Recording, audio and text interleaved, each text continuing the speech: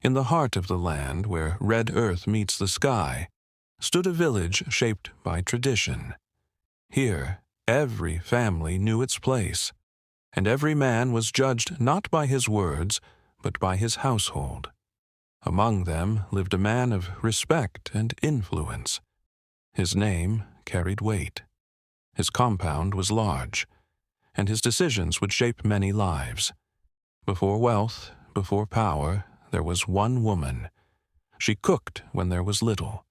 She prayed when hope was thin. She was the foundation before the house was built. Together they faced hunger, hardship, and long nights of uncertainty. They had nothing except each other, and sometimes that was enough. Time changed everything. The farms grew, the cattle multiplied, and success arrived quietly, but stayed loudly. The elders watched him closely. A man of wealth, they said, must build a large family, not for love, but for legacy.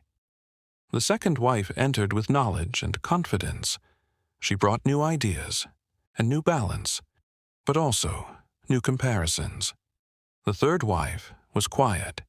Her beauty spoke for her, and with beauty came attention and silent jealousy.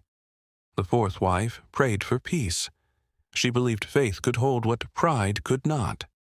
But prayers alone could not calm every storm. More wives came. More rooms were built.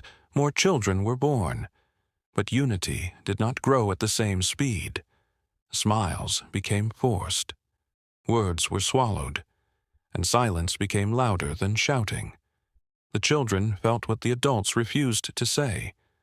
Different mothers, different sides.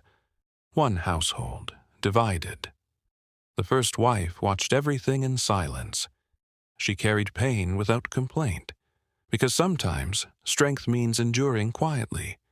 Then sickness came, not as punishment, but as a reminder. The powerful became weak, and the loud became silent. Doors closed, footsteps faded, and the house that once felt full became empty. One woman remained, not because she had to, but because love remembered what pride forgot. Recovery brought reflection, and reflection brought regret. For the first time he counted not wives, but mistakes. He called them all, wives, children, elders, because truth must be spoken where everyone can hear it. He spoke calmly, not as a ruler, but as a man who had learned too late. Slowly, peace returned, not perfect, but honest. And sometimes honesty is the beginning of healing. Years passed, and his story became a lesson told under trees. So others would not repeat his path.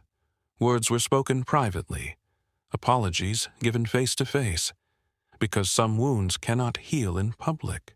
The children forgot divisions. They laughed freely and proved that unity is learned, not inherited. The women began to work together, not as rivals, but as survivors of the same story. They ate together from the same bowls and remembered that food tastes better in peace. He warned the young men gently, not to fear marriage, but to respect responsibility. Fairness replaced favoritism.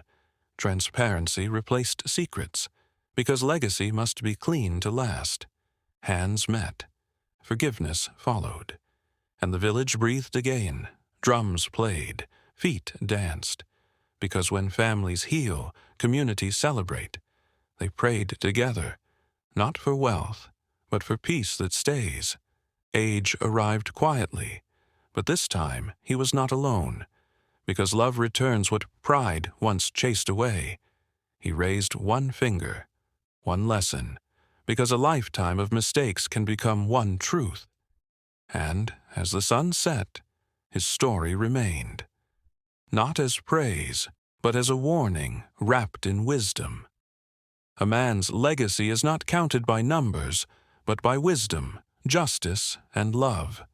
Children, listen.